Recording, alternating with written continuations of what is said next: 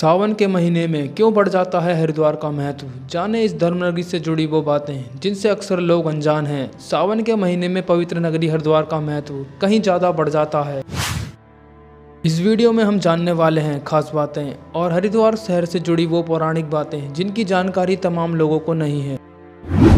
हरिद्वार को सप्तपुरियों में से एक माना जाता है। यहीं से बद्रीनाथ का मार्ग आरंभ होता है। बद्रीनाथ भगवान विष्णु को कहा जाता है। उनका दूसरा नाम हरि है। हरि तक पहुंचाने वाला द्वार होने के कारण इस शहर को हरिद्वार कहा जाता है। हरिद्वार को मोक्ष प्रदान करने वाली नगरी माना जाता है।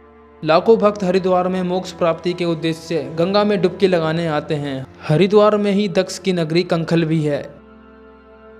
इस तरह इस शहर को शिव की ससुराल माना जाता है।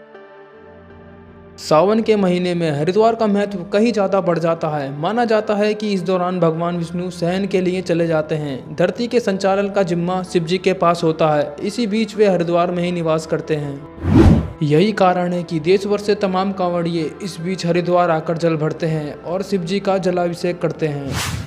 इसी बीच आइए आपको बताते हैं इस पावन नगरी से जुड़ी कुछ खास बातें।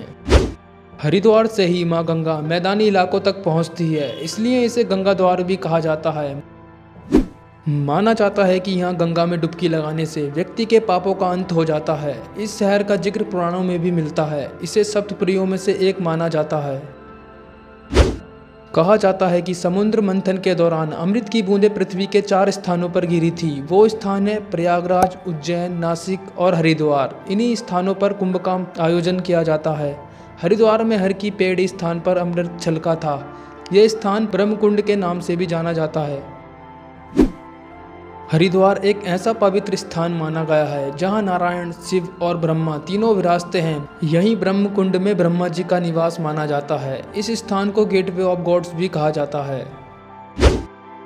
कहा जाता है हरिद्वार का कंखल वो स्थान है जहां कभी राजा दक्ष ने यज्ञ का आयोजन किया था। यहीं पर यज्ञ कुंड में माता सती ने अपने प्राणों की आहुति दी थी।